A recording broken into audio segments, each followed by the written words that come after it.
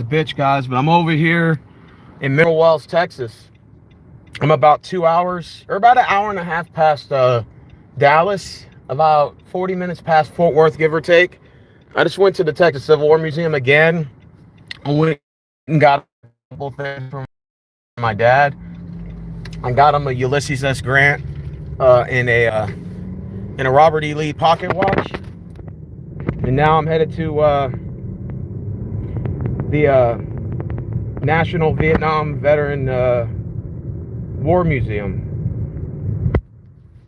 And Lake Mineral Wells State Park is actually on the other side, so I'm going to kill two birds with one stone. I tried to get Travis to come out here, but I don't think he wanted to come out here. See, there we go. Now we're going to turn in here, and of course I'm by myself. So here we go. No fireworks, no parking overnight. Okay, fair enough. Yeah, like a little bench area to walk over here. Look at that. Like they got a plane over there, helicopter. I don't know where I'm supposed to park or how much it costs, you know. Look at that.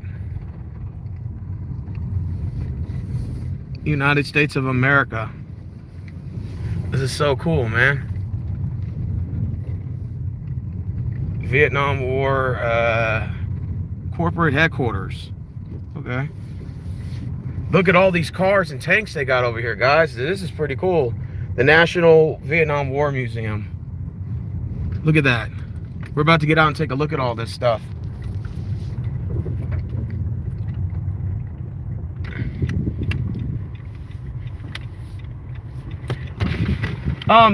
Do we pay for tickets or something up here to walk around? Not outside. Inside, there's a wonderful museum. Oh, cool. Yeah, I made it just in time. I drove from Houston to get here. Yeah, well, we're from Missouri and Springfield, Illinois, and so we're tracking down some bricks that we've bought for veterans. Oh, nice. Yeah, and I believe the state park's over there, right? For Mineral Wells State Park? Oh, I don't Yeah, it's right across on the other side. And they got rock formations. You can go right in between them and wedge in between them. Yeah. That's great. Yes, ma'am. Have fun. They got a museum in there. So first, let's go ahead and walk around here and take a look.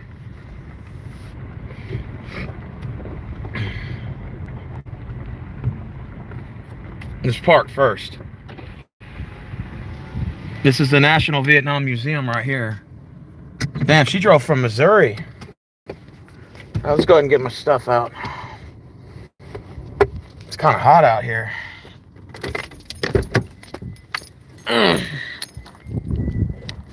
The state park's over on the other side. So first, I want to look around and get a picture of the tanks and the vehicles. The helicopter's over there, and wow. It closes at 5, Rick, so I have to try to finish this as much. I still want to preserve some daylight because I plan to go to the Mineral Wells State Park. Look at that. Wow.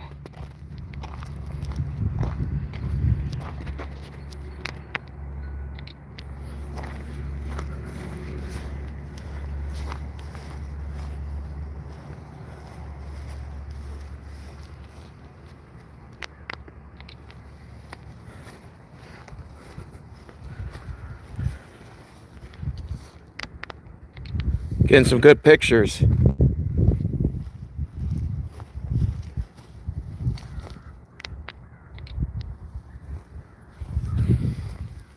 Oh my God, look at this one.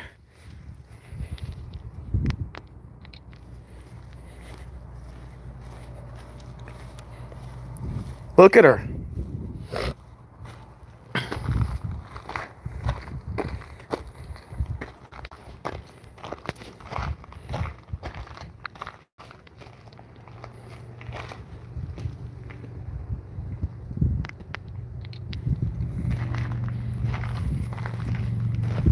I mean, will they get mad if you go inside? I don't know. Wow, look at the inside of this. Wow, look at this. Look, it's hot in here. That's for sure. Isn't she a beauty? Look at the controls and everything too.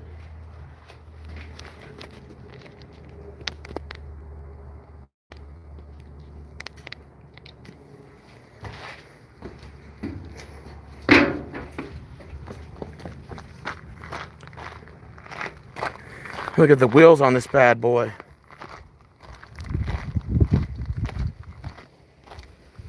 Look out, for the one viewer watching before you leave, look.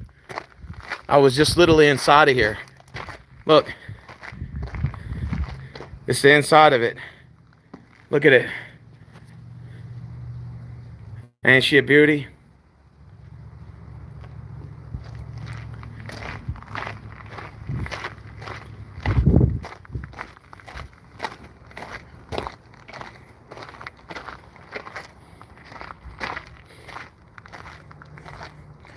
USS Frank E. Evans. Look at this one.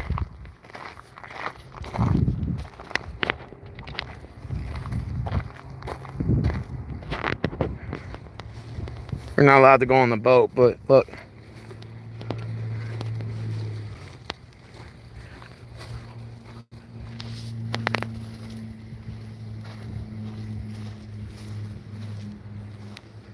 Just keep out, so we're not allowed to go in there.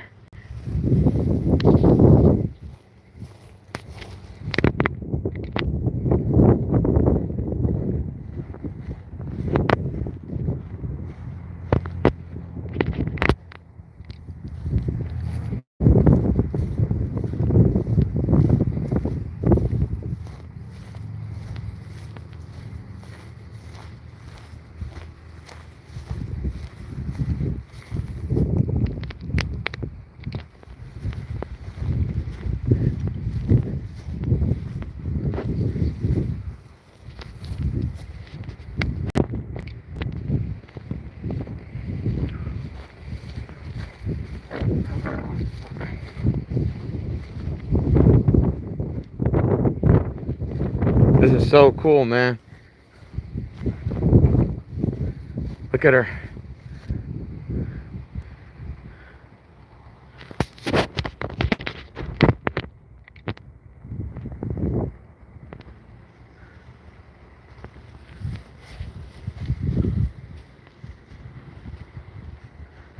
Still not even done walking around. Look, there's more stuff over here.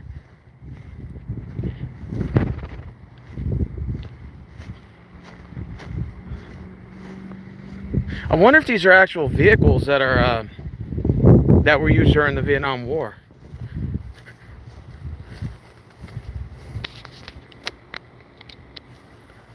She's a beauty.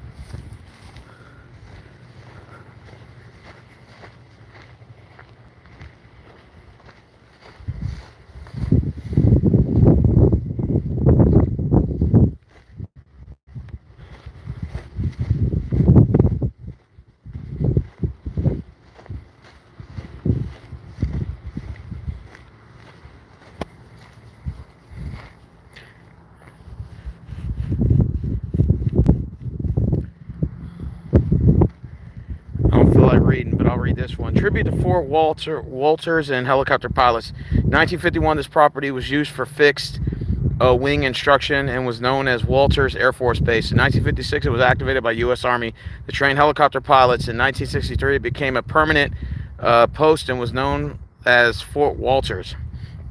It became the largest primary helicopter training center in the world.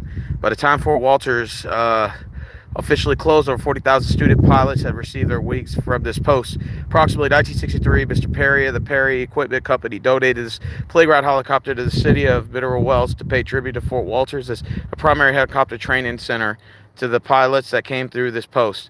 This helicopter was located in West City Park until 2002. Many children enjoyed this historical addition to the park. The helicopter was in storage until 2011 when the Fort Walters Gate Committee adopted the helicopter.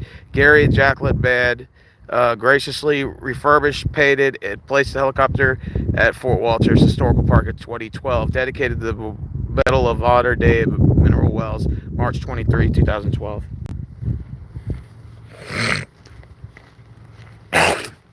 Wow. There's a cannon there too.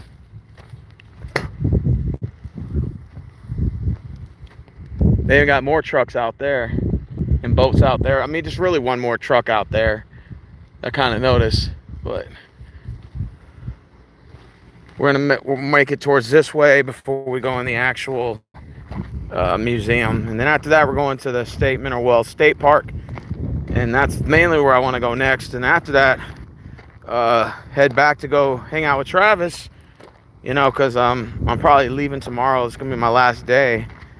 And I said, you know what, man, I'm going to come out here, you know. And I'm going to get a picture of that helicopter over there.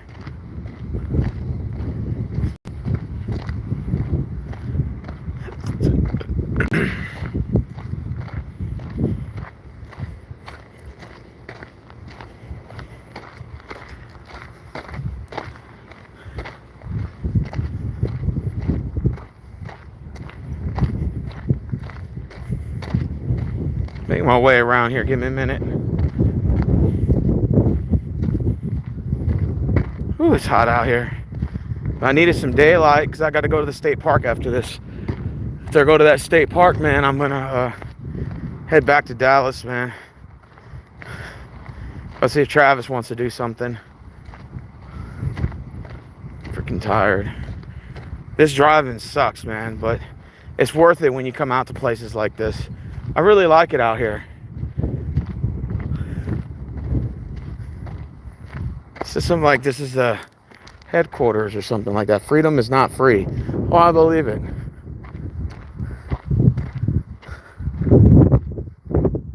See that?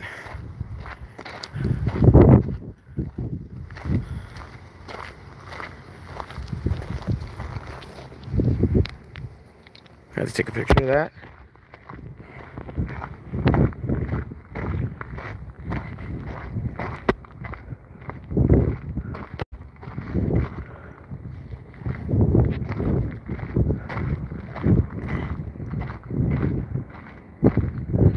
Oh, okay. Donations. I want to go out here and take a look at this helicopter real quick.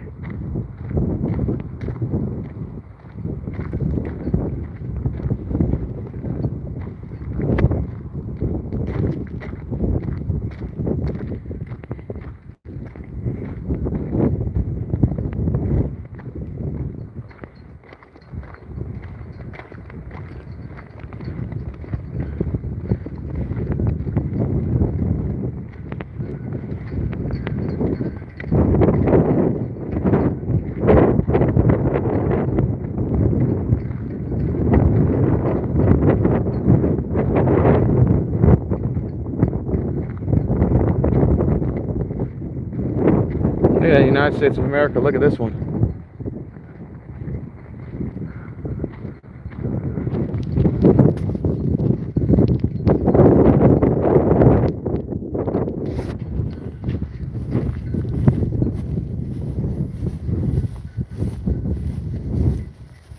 I wonder if this was actually used during Nam.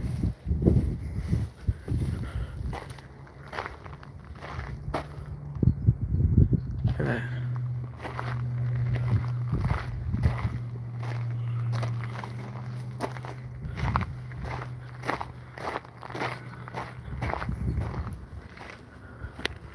Wow. Look at the inside of this.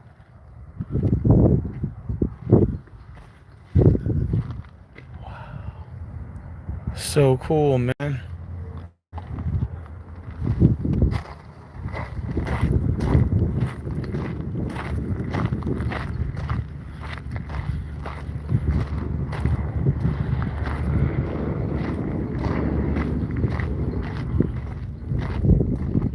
Wow, imagine flying in one of these.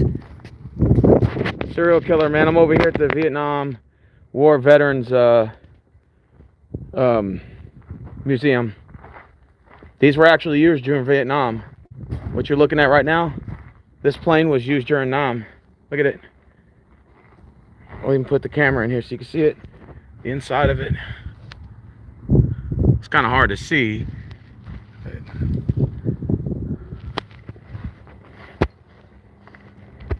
What's up, Cyril? Oh, they got a bunch of like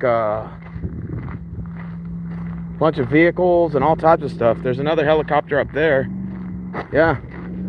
Ain't she a beauty? I'm over here in Mineral Wells, Texas. I'm about 2 hours west of Dallas. I think the wall she's looking at's got names of all the veterans that have died during Nam. There it is right there. There's a helicopter there. And in there's the Vietnam War Museum over here. And here's all the vehicles again. I had already showed them, but I had to walk all the way over here just to... Of course I took pictures, Rick. Why wouldn't I? I'm gonna go closer and take a picture of that one. Damn, all this walking sucks ass. This field's kind of big, even though there's not a lot of stuff here, but I'm gonna go inside again. I'm gonna go inside of the museum and check it out. But look, here's a helicopter up here. Like I said, that was used during Nam. That helicopter right there. Get a picture of this bad boy right here. She's a beauty, ain't she? Oh, you guys, if you guys didn't watch the beginning of the video, you'll saw the cool vehicles I got over there. I'll do one more detour through it and then. Helicopter UH-10. That's what it's called right here. United States Army. Glad I got 4 people watching. At least somebody. At least there's some people who care, right? Come on. All right. This aircraft was purchased by the United States Army in August 1996. The UH-1 family of helicopters, better known as the Hueys, are arguably the most recognizable symbol of the Vietnam War. Among their many functions, they served as troops transports, gunships, aerial ambulances, command and control craft, artillery spotters, resupply aircraft, and psychological warfare platforms, among others. Like all the museum helicopters, this one has a Vietnam pedigree. Like many soldiers, the 068 served 3 separate tours in Vietnam. The first with the 71st Aviation Company Platters, the Lift Platoon. The second with the Company C and the 101st Aviation Maintenance Depot aboard the USNS Corpus Christi Bay.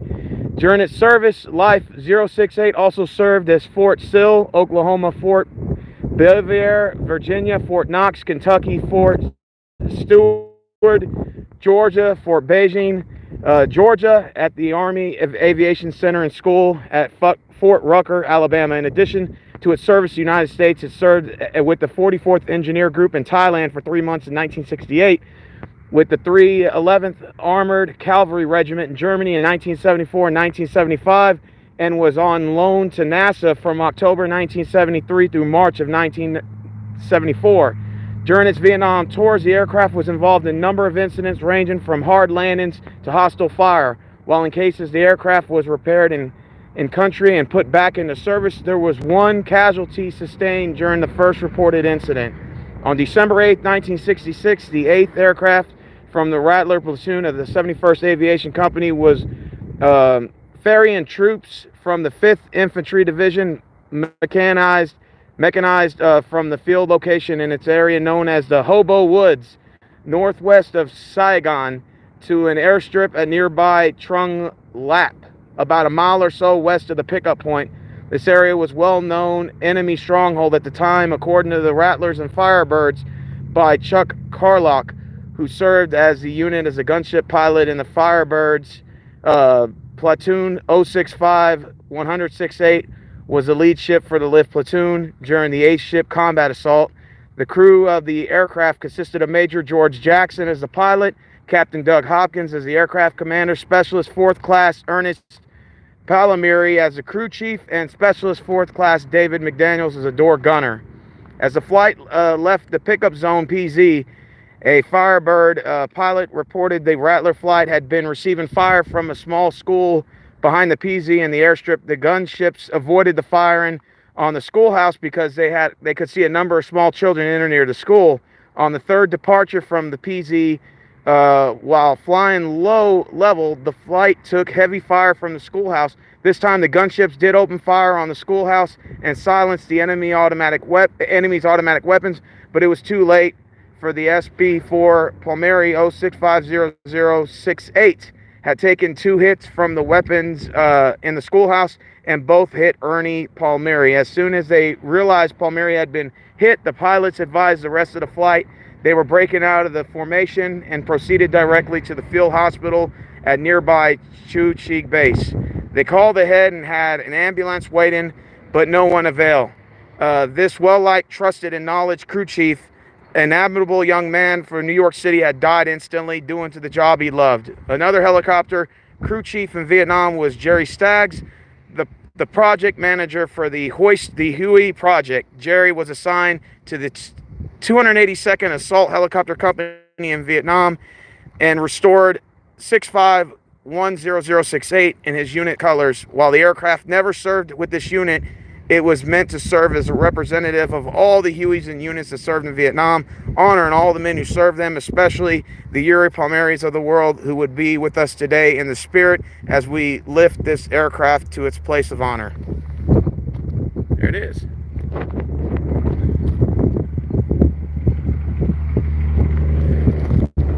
All right, now we're going in the museum. Let's go. I had 4 people watching, now they all left. They said Steve Rose sounds like a damn teacher, and now he's leaving.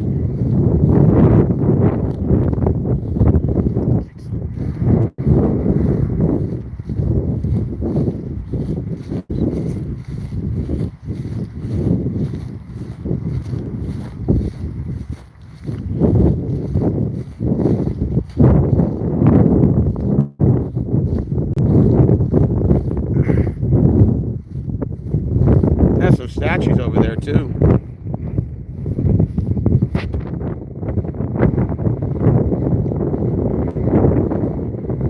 God damn, it's so hot out here.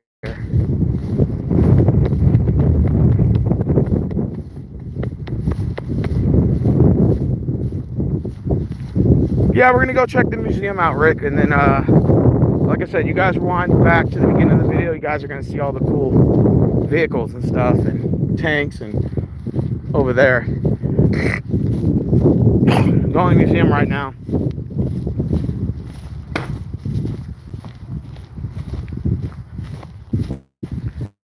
Going in there right now.